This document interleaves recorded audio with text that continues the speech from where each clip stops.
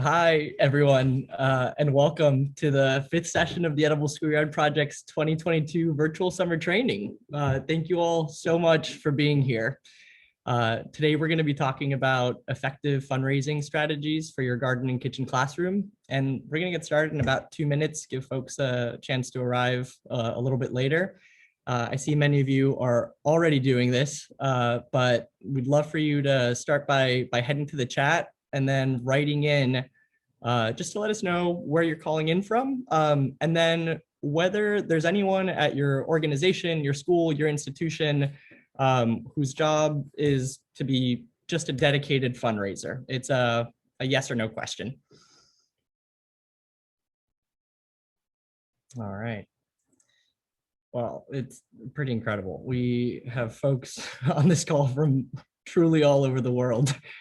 And while it looks like we do have some folks on the call who are, dedicated professional fundraisers, it looks like many of you, it's not your full-time job. And that actually tracks with what we know about many programs in the Edible Schoolyard Network. Edible education it's often a labor of love. It's done by folks like you all, by educators, by volunteers, by parents who are passionate about creating a rich sensory learning experience for students and who often don't have formal support systems behind them. Many of us work on small teams and have to wear a number of hats. The fact that so many of you are raising money for your programs on top of all of the work that you do with students and communities is pretty incredible. Even here at the Edible Schoolyard Project, where we've been doing this for 27 years and where we have, we're founded by a celebrity chef with significant name recognition. It's really only the two of us that are tasked with our grant writing, our reporting, our donor meetings, the proposal writing, event planning, auctions, raffles, all of these different things that make up a sort of functioning development operation. And believe me, we fully recognize that we're fortunate to have two people whose sole purpose is to divvy up this work. So today we're going to be focusing on reaching for low-hanging fruit, on strategies that educators and volunteers can fit into their work. We're going to try to demystify the process of asking for money, and we're going to be emphasizing the importance of building relationships in your work, both with students and families, with communities, and talk about how in some ways that can lead to fundraising. Before we go any further, we would like to introduce ourselves. My name is Aaron Ojalvo, and for the past 3 years, I've been the Senior Development Officer at the Edible Schoolyard Project. I've worked in the nonprofit fundraising space for just over 7 years, and prior to that, I was actually a middle school English teacher. But I will turn things over to my friend Kirsten now. Hello, everyone, and welcome, and thank you for being here. It's such a pleasure to be in this amazing community with all of you. I'm Kirsten Strobel, Director of Development and Communications at the Edible Schoolyard Project. Throughout my career, I've had a variety of development roles. I've worked in legal aid, higher education, go Bears, the media arts, and I joined Edible Schoolyard Project this past January. And so before we jump into the nuts and bolts of today's session, I'm going to go ahead and zoom out and run through some of the basics of a typical revenue streams. So this is, where's your money coming from? Having multiple diverse revenue streams is the sign of a healthy and sustainable organization. And it benefits your org by creating security and stability. This is the idea akin to not having all of your eggs in one basket, as they say. We love a garden pun. We sure do. And another benefit of diverse revenue streams is that they really expand your network. So the more partners you find in your donors, community members, corporations, and government bodies, the stronger your community becomes. And you never know which one of these partnerships will develop into your big fish. That opportunity that allows you to grow even further, increase your revenue, and ultimately advance your mission. So there's a few revenue streams that I think that it will be important for this group to consider as we move through today's session. So the first one you see here out of the three is grants.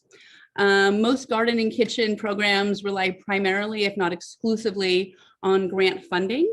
But just as a refresher for folks here, these are funds that are coming through foundations, government entities, and corporations.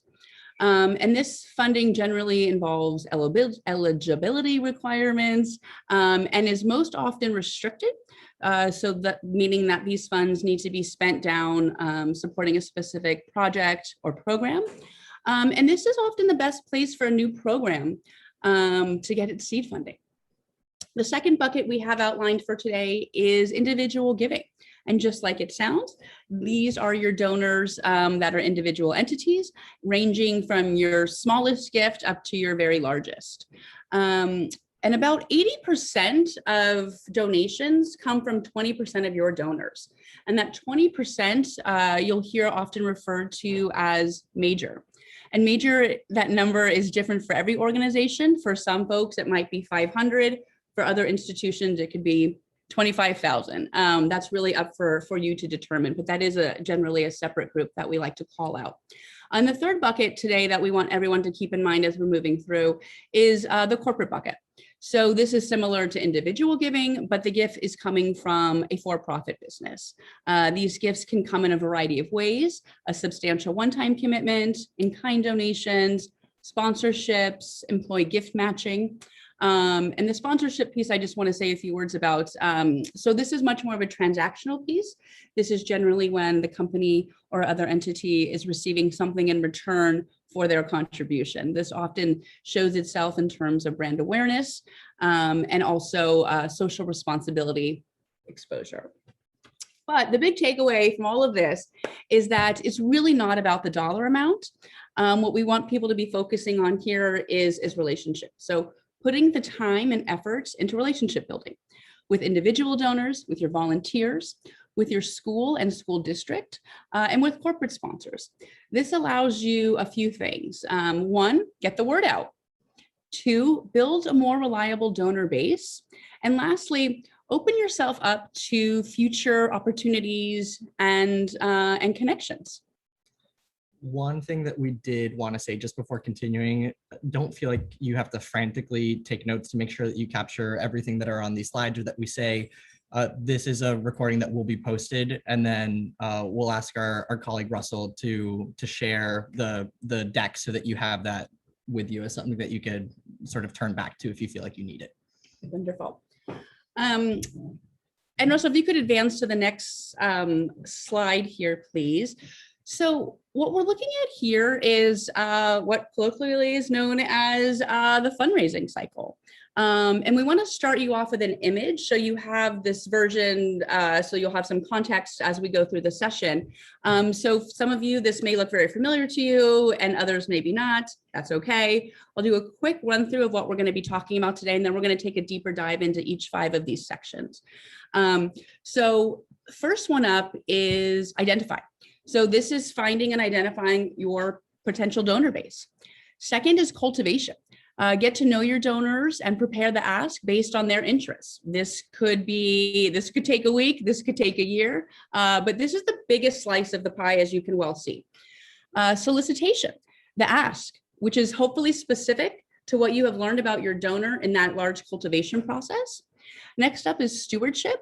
This is saying thank you, reporting back the impact of their gift, and maintaining a strong connection beyond that first gift. And what we have finishing up the cycle here is renewal and referral. So continuing the cycle, and then what is next for your donor? The little gray diamonds you see throughout the pie are individual touch points or interactions you have with the donor. Some fundraising professionals recommend that you have about 7 touch points, meaningful touch points between each ask.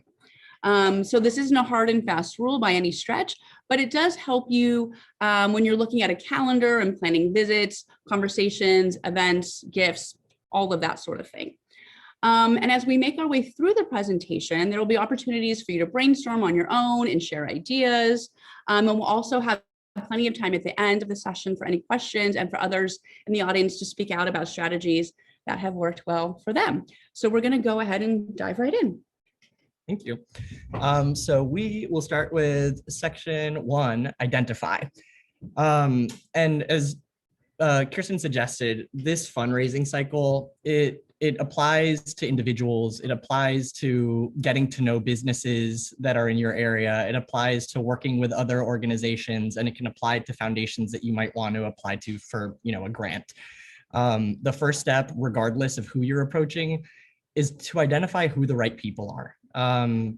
Think about who is naturally inclined to feel invested in the work that you're doing. We encourage you to sit down with other staff, with your colleagues, to do this as a group activity and think through groups of people that might be a good fit for supporting your work. Ask yourself, who are our natural stakeholders? Who makes the most sense? Who isn't a stretch? Who doesn't require an introduction? Who is around and sort of has a natural proclivity to find what we're doing compelling? And like I said, this is a great exercise for getting other people on your team involved so that you don't feel like all of this pressure and all of this weight is on you. We're going to put up just some people who, when we did this exercise, came up as sort of natural stakeholders for our kitchen and garden classroom. You're working with students. Their parents are a natural resource. Obviously, not everyone has the capacity to make a cash gift, but parents can give in a number of ways, whether it's time or connections or introductions or something else.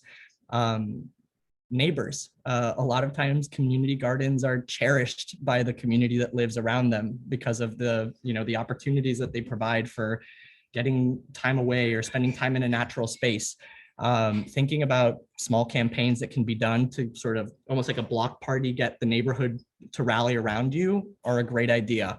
Our volunteers, we have so many folks that reach out to us and say, I want experience in a garden. I'll do anything. I'll weed. I'll come work with students. Let us know what it is.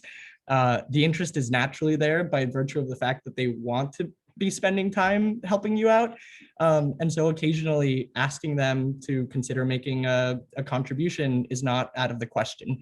If you're a nonprofit organization, your board, obviously a huge resource for you. But if you're working directly out of a school and there isn't a governing body, consider talking to your PTA. We've been very fortunate here at King Middle School in Berkeley to have an active PTA that over the course of the last, especially 15 years, has really been a champion of our program. Think about other aligned organizations, other edible schoolyards, other edible education programs that are doing this work in your area. And so, sorry, I just saw the question, PTA, that stands for Parent Teacher Association.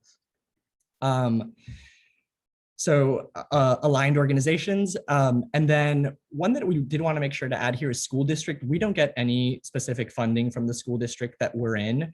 But if you're applying for a grant and need a letter of support, to have the name and the clout of a larger institution like a school district or a county office of education is an enormous help. Finally, local restaurants, local nurseries, other businesses that you patronize, or whose supplies you use frequently. These are all sort of natural starting places for inviting people to your garden, getting to know them, and trying to figure out a way of collaborating in the future. Again, we recommend that you do this activity with your own teams if you have a team, or with volunteers if they're interested in being a part of that process. But hopefully this can provide a starting place for you. So once you've identified this group of folks that you think are most likely to be supporters, you move on to the cultivation phase of the cycle here. And this is really about how are you engaging with these prospects that you have now identified. And this is the meat of your work, and quite honestly, the most important part of the giving cycle. So putting your energy here really yields the best results. You get to know your donors. You find out their interests and why they care, what motivates them, and you develop that personal relationship with them. So what we'd like to do now is to take about 5 minutes, and for each of you to think about and then write down what are your unique offerings and assets. that you have at your organization that sort of set you apart, and why would people be potentially interested in supporting you? And how you can share these with your supporters. So make your own little list here. And then if you would be so kind as to pull a couple of your favorites out, and then drop them in the chat so we can all be learning from each other today. And so, yeah, we've got about 5 minutes. Feel free to write in the chat if you feel like you need more clarity on the assignment there. But feel free to hop off the screen and come back, whatever makes the most sense for you.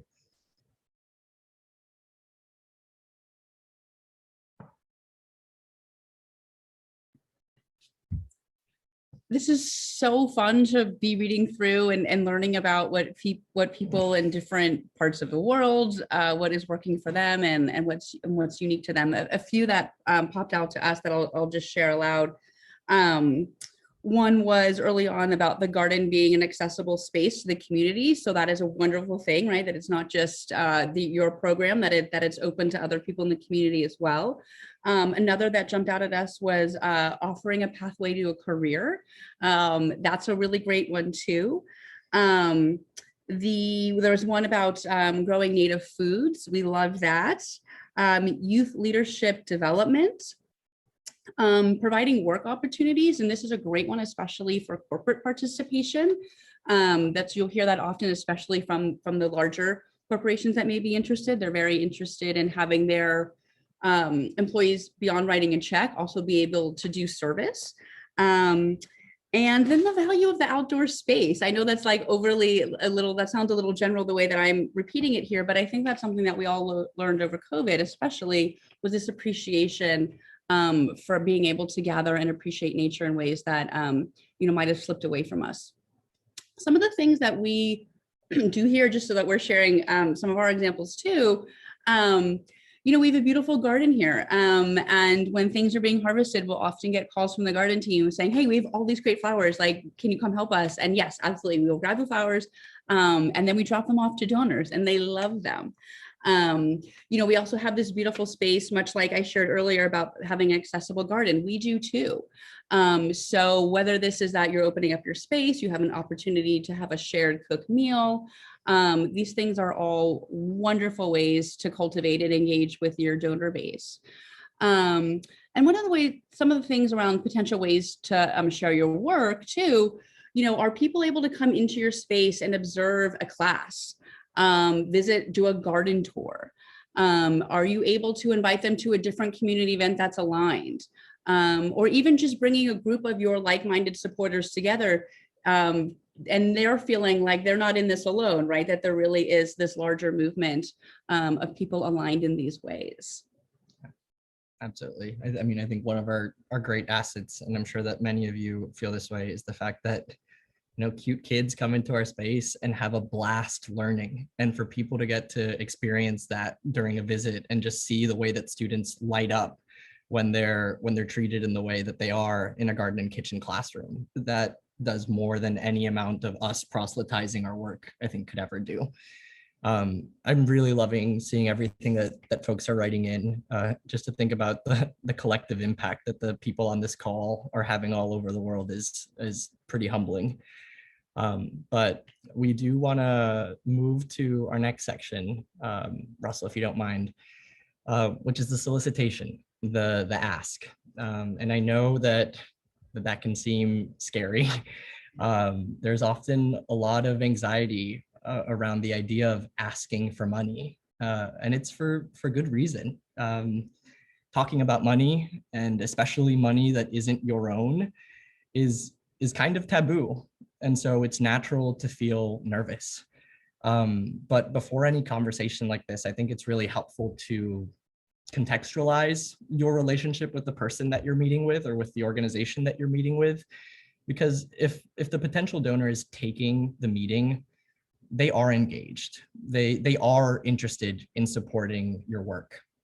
If you have invested time and care into cultivation, doing and sharing all of these things that we've talked about, inviting people into the space, getting to know a donor, finding out what their passions and their interests are, what their goals are with their philanthropy, what they want to get out of it, getting a sense of, what their capacity is, what they're able to do, whether it's writing a check or donating tools or supplies or a tractor.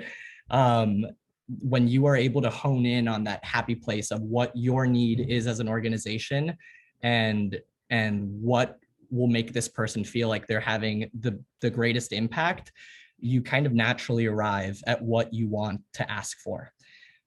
Just remember, people want to help. They are waiting for you to ask, and they want the opportunity to say yes, and to make themselves and you feel good in doing so. So don't deny them that opportunity. If you invite someone to a meeting and you guys talk and you talk and you talk, but then you never get around to making the ask, you really do risk disappointing someone who was looking forward to having this opportunity to feel like they were making a change, like they were having an impact. Now, like I said, throughout cultivation, you've gotten to know your prospective donors' interests, their passions, prepare your ask to align with what you think that they care the most about. And we think it makes a difference to make it to make it a verbal conversation, whether you can do it in person or it's something that you're doing over the phone because you are far away from each other. It makes it more meaningful for it to not come in the form of an email. Sometimes it is going to be an email or it's going to be a letter in the mail, but a one-on-one interaction is much harder to say no to.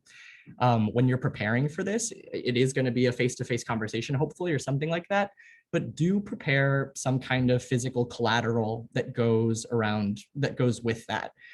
This could be, in some cases, depending on the donor, a full formal proposal where you're talking about your needs and you're talking about the opportunity and you're talking about impacts and metrics. Not everyone is going to require that. That's the kind of thing that you can absolutely expect from a grant proposal that you're writing. But a lot of times, one-on-one individual donor conversations don't require that level of formality. It could just be a one-pager that at the very top says the need, then it says the opportunity, and then you provide one or two paragraphs with a couple of nice pictures. Or it could be an invitation. You could be having this meeting to invite someone to participate in an event by purchasing a ticket or to join a group if you've created a little giving circle or group of donors that all give at a specific level. But if you make it feel like it's an invitation or like something special that they can open, and that you want them to be a part of, it's nice to leave folks with something.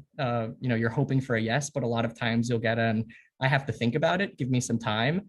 And to give them that reminder while they mull it over of both your need and the impact that they could have is super helpful. Something that we thought we would just want to put out there for folks who have never had a conversation like this or get a little anxious thinking about being in that room preparing for it, are just a few practical tips. One thing that we wanted to put out there is that it's worth considering your setting. You're going to want to set yourself up with 20 to 30 minutes of uninterrupted time at the least. I've been in a conversation where a situation where I did this at a restaurant thinking that it would be really great to be talking about food while sharing food. And I think every time I opened my mouth to try to ask them if they would consider supporting, someone came in to refill the water glass, and then I ended up stuttering and sputtering and trying to figure out how to do it again. So, you could do this by inviting them into your space or by asking them if you could come into their space, whether it's their home or their place of business. I think that something that's helpful before you go into the conversation is to sort of ground yourself in your work and remind yourself why you're doing this and why you're putting yourself in this uncomfortable position in the first place.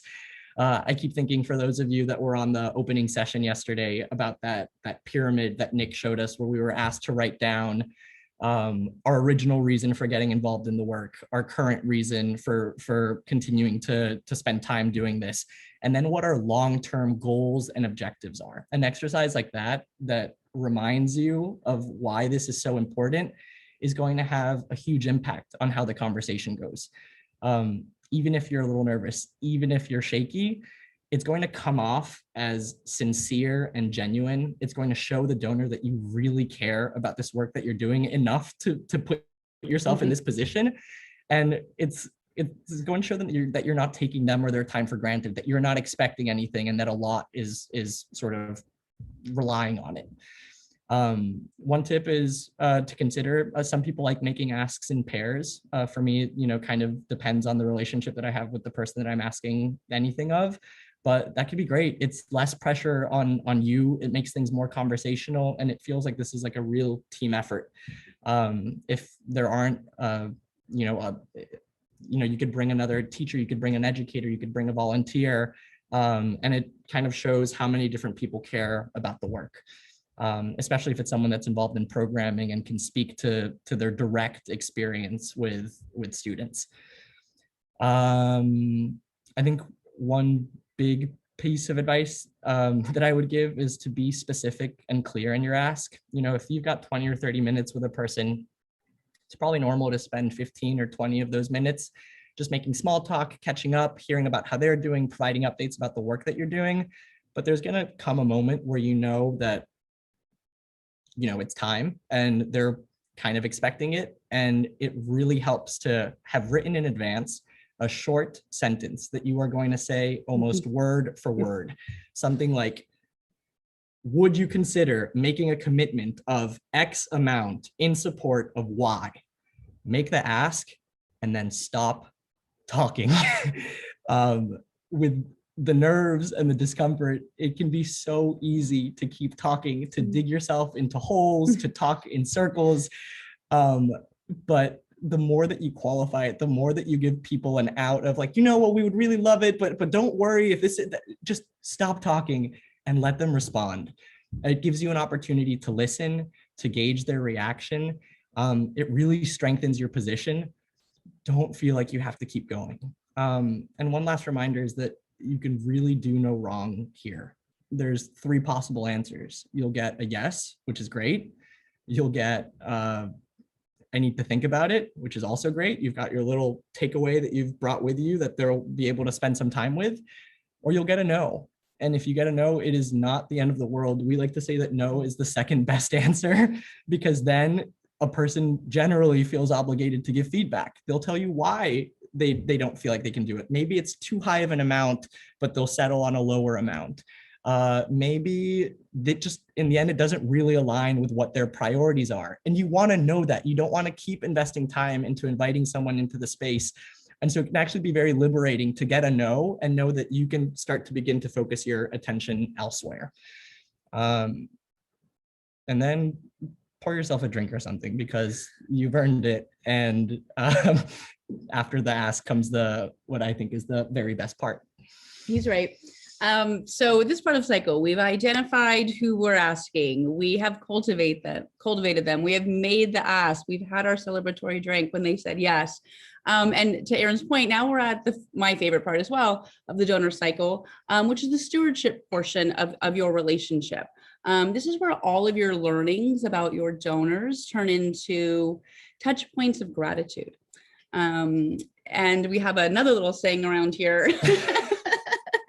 You don't want to ghost your donors after they've made a commitment. And I know that sounds really sort of simple, but when you can, especially for the vast majority of folks with us today who don't have a dedicated fundraiser, this is really, really key. Make the time to do this. You won't regret it, I promise you. And this is how you keep them engaged year over year. So this is another opportunity for us to take a moment, and similar to cultivation, the exercise we did a short time ago, with the resources and tools that you have available, how can you show your gratitude to this person who you've just gone through this cycle with? And we'll take another 5 minutes. And then once again, please feel free to throw your answers into the chat for us so everyone can see. And we'll add one more thing to it. Again, because so many of us don't have dedicated fundraising professionals on staff, what are ways that you can bring other people in, someone else to support you so that all of this isn't falling on you? Think about that. We'll give you about 15 minutes. Oh, sorry, 5 minutes, and then we'll come back. Wonderful. Thank you, everyone. It's been great reading through your responses here. And I'm going to shout out a couple of them. But first, I'm going to talk a little bit about some of the things that we do here around the stewardship piece. So one way for sure is reporting, right? Certainly this happens frequently with grants. It's usually an expectation. What did you do with the money? How was it used? What are the metrics? Also, some corporations might be interested in this sort of more formalized report back. So this is, what did your money do? What was the impact there? And these are things that are also often shared in, say, like an annual report. But again, to the one pager that Erin was describing, something like that might be required. And if it's not, it's often nice if you happen to have that sort of bandwidth. And something that came up in the chats in a variety of ways is around public and private recognition. So this can be anything from a plaque on a garden bench, and in the chat, some plaques were mentioned. I'm struggling to find it in my notes, but you get the idea there. And then, private recognition. Are you doing maybe smaller dinners with a harvest for your tightest or your most significant group of donors, or people that really need your thanks? It may not be the biggest dollar gift, but the person who gives a ton of time or is just super committed. You want to make sure that you have whatever those important things are for you, that you're able to thank them in those ways. Handwritten notes are so lovely. And I would encourage everyone, if you are doing that, use a real stamp. People notice these things. And for the vast majority of you that are sort of sole practitioners in this fundraising endeavor, think about who else can be helpful in writing these notes. Other staff members, are there volunteers, are there students, so that this not only is the burden sort of spread out, but also it's fun for the donor to hear from different people that are also involved in the organization. Phone calls, as simple as that sounds. If your donor is picking up the phone, they want to talk to you. So that is a very welcome thing. And that's an opportunity to share a bit about your work, maybe invite them to something. And something that I do quite frequently is send people articles. If I see something across one of the variety of newspapers, or another organization is doing work that I know that donor is interested in, that shows that you're connected, that you listen, that you care. And they really, really appreciate that. Kirsten is constantly sending me articles, and I so appreciate it. It is a thing that I do a lot. And something that has come up here a bunch in the chat are gifts. So I heard in the chats, gift basket, bouquets, gratitude posters, jar of honey from the garden, plant giveaways, thank you videos highlighting some of your projects, an annual donor celebration, which is Erin's passion project for sure. Shout out in a school newsletter. These are all excellent ideas. And it basically, the gist there is something that reminds the donor of your work. This is not meant to be something elaborate. In fact, if you are spending a ton of money, donors might wonder why. So you don't have to spend a lot to make a big impact in this area. And I love all of these ideas that came through, and I hope that people are being able to pick up a few good ones from other orgs. I know that that I certainly have. No, we are writing a lot of these down because there are so many good ideas that we would consider too. I love the idea of planting a patch of Georgia collard greens for a donor from Georgia. Russell, if possible, maybe we can take this chat transcript and compile a doc out of it to share with the deck as a follow-up. Sure, we'll look into that. Okay, awesome, thank you. And I'm gonna sort of wrap us up in talking about the fundraising cycle, but then we do want to leave time for questions and to hear from you all with ideas that have worked really well, or different challenges that you might face. When we're looking at the fundraising cycle, this last little bit there that you see in dark green, we're calling renewal and referral. If you have gone through the trouble of identifying a person and spending months, weeks, years cultivating them, getting to know them, moving them forward, involving them, and then you put yourself in this position of making the ask, and then you've thanked them, the last thing that you want to see is that this is the last gift that a person makes. But oftentimes that's the case. It's something like only 24% of first-time donors make a second gift to the same organization, which is a scary statistic considering how much time and effort goes into this. But this moment of renewal and referral, kind of launches the fundraising cycle all over again. It's a way of continuing a relationship, of deepening engagement, and of figuring out what's next for the person or organization that you've been cultivating and getting to know. When you sort of reach this moment, and a lot of times this fundraising cycle works on a sort of annual process. You go with it with every single donor once a year. And so December is the moment where you're kind of figuring out, and sorry, there's an alarm going off, but I hope it's gone. But whether it's December or whether the person gives on a different sort of cycle or a specific time of year, you're going to have to ask yourself a couple of questions. The first is, do you think that they had a good experience, and can you come back to them for money? And if so, figure out whether you're asking for the same thing or whether you feel like you've put enough work into this relationship to potentially ask for more. And again, this doesn't have to be just money. Maybe they made a cash donation this year, but they also, sell farming equipment that you'd be able to get as an in-kind gift to sort of bolster your garden programming. There's a way to tie those two as a tandem ask of asking for a renewal and then asking for something a little bit more on top of that to deepen the relationship.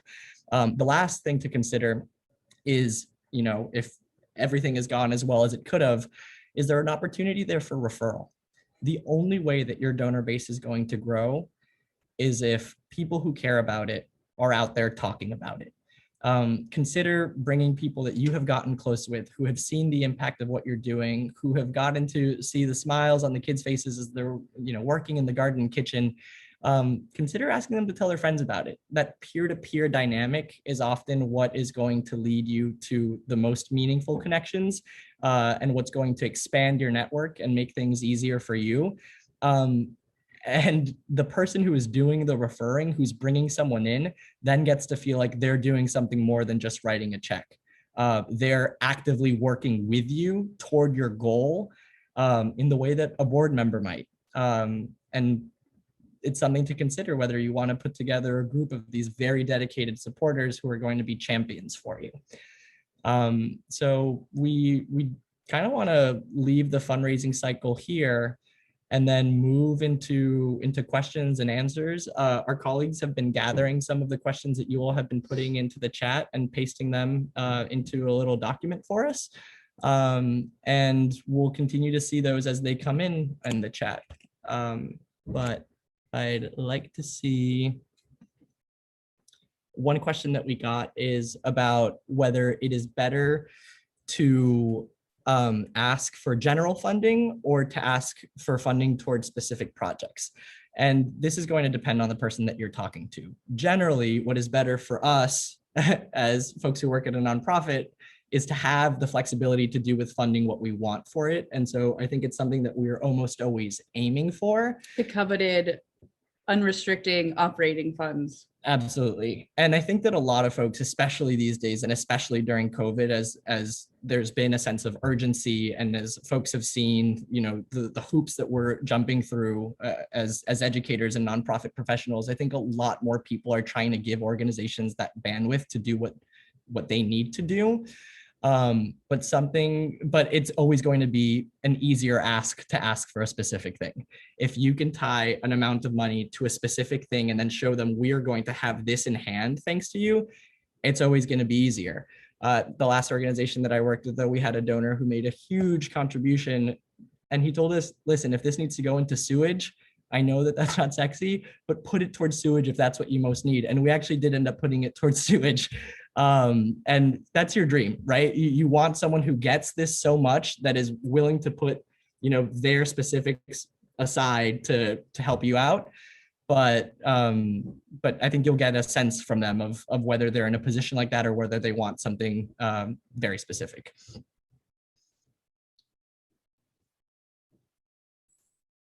So a few more questions that are coming in here.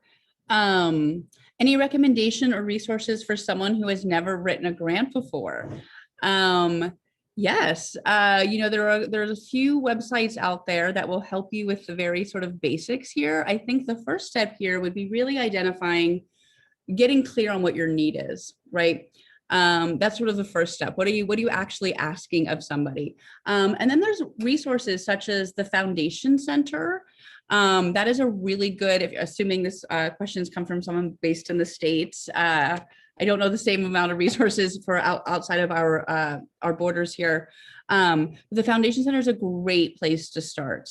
It has a bunch of templates on there, and will help you do some exercises to help you hone your messaging. Another question that's similar around. I did just want to point out, someone said that Kids Gardening has grant resources and how to information about how to write a grant. That's super helpful. The Student Garden Support Organization is also a great resources to check out, that sort of walks you through grant basics and gives you ideas specifically tied to school kitchens and gardens. Whole Kids Foundation, another great place for folks who are just getting started with those sort of early applications. And again, grant funding is typically the place that you start, because before you have name recognition, before you have folks that know what you're doing and that are excited about your work, you're pitching your idea to someone as a sort of tentative thought. And I think it's easier to turn to grants for that kind of thing. We'd gotten one question that said, we're just bringing a new idea into Portugal and I'm alone. How can I convince people to engage and support it? Unless you are sort of organizing events or dinners in which this idea is being pitched and you can paint a vision for what this space is going to look like and what it's going to do for students, which is a great idea. I do think that looking into grants that you might be eligible for is probably the best place to start to get seed funding, and then using the momentum of those early grants to start diversifying your revenue streams, like Kirsten was saying. And this is something that I have done in the past, certainly when I worked for smaller and less well-established organizations. Practice on your friends and family. I'm serious about this. You should have an elevator pitch. Like what is this was all what we've been talking about around your unique toolkit of your assets. Literally practice on your family and friends. And if it's not resonating with them, figure out why and tweak it. You should have your basic messaging down literally in an elevator pitch. Can I sell someone from the lobby up to my dentist's office? And that exercise will really help you hone in on the key points that make your program special, and that's what ultimately makes them fundable.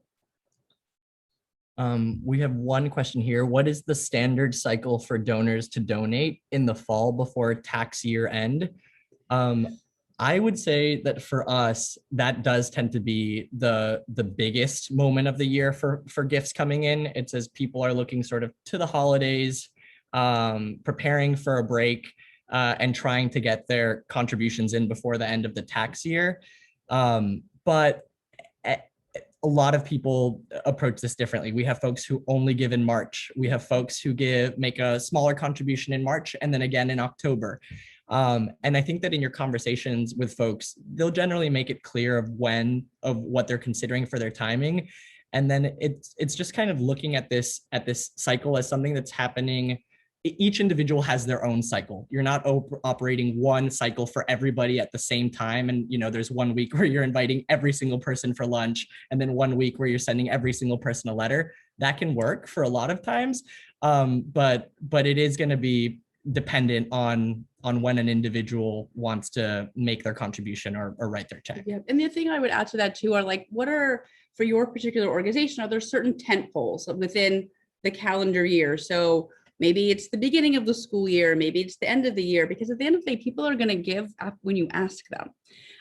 You might have, if you're a little bit more established like we are, and you have people who typically, like Aaron was saying, we have some people who like to give in March, and we definitely have that end of the year chunk where that's just sort of come out of habit.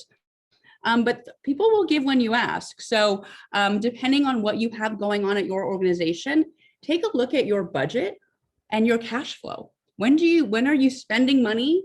And so when do you need money to come in before that? I would really take a look at a calendar, and then taking a look at, like we mentioned earlier, we put these like 7 touch points. Those should map to your expenditures. I hope, does that make? I think that makes sense. Yeah, I'd also think that as sort of you begin to build a donor base, as you're gathering names and addresses, it's not a bad idea, even for folks that you haven't had the opportunity to talk to in several months, that you're not going to have the opportunity to get in front of in person, to schedule a time for to send out an appeal letter. Sometimes just that physical reminder in the mail triggers the reaction of, oh, I meant to do this and I didn't do it. And so to receive a letter in the mail in early December or end of November, I think can prompt a big increase in giving. Should you let donors know how much total is raised each year? Yeah, I mean, I think that's interesting. Again, this really depends. I think that can work two ways. One that it can either show, wow, like we came so close, help us get there. Or, depending if you fall too short, it may not be a number that you want to share, quite honestly. I think that's really up to sort of the comfort level of your relationship. We certainly do annual reports every year. Again, we have the ability, we have the staffing to do such things. And just barely. I know it has been a process. I act like it's super easy. It's not. But it is something that is important to our donor base. So it is well worth the effort for us. That may not be true of a lot of organizations. And this can be, something, you could do a dollar amount, or you could even do things around impact that looks different. So for instance, that if you're doing CSA boxes, how many families were served, how many pounds of food, whatever those sort of metrics are that, make you uniquely qualified and deserving of further giving. But I'm generally inclined to share those numbers. Yeah. And it isn't always a dollar amount. It could be number of people that we were able to bring into the garden, number of people, like number of pounds of compost donated, anything that could be a metric that shows that there's investment, that there's momentum, and that people aren't alone in their giving, that they're a part of a community, is going to encourage people to feel more attached to the work that you're doing. And I will just say, as a caveat to the should we share, anyone really wants to find out, they'll just look up your 990s. So if someone's asking, there's ways to find out if they're not hearing it from you and they really want to know. So I'll just say those words out loud. I'm seeing a great point here from msgn.org that yes, you do need to allow time for an answer. It can be a couple of months before you hear something. Oftentimes we like to mark our appeal letters with a little code that just says when that appeal went out, because sometimes 2 or 3 years pass and someone is responding in November of 2022 to a letter that was sent out in March of 2018, and you wonder to yourself, how in the earth is this arriving just now? But people just keep their mail around, and then they'll pick it up and they'll say, oh, I want to send this in. And so that can be helpful. I also saw a question about what was the student garden organization that I mentioned as a grant resource. It's the Student Garden Support Organization. Is that right, Russell? SGSO? Yeah, the School Garden Support Organization. Okay. We can link to that in the follow-up email. Great. Seeing great suggestions here.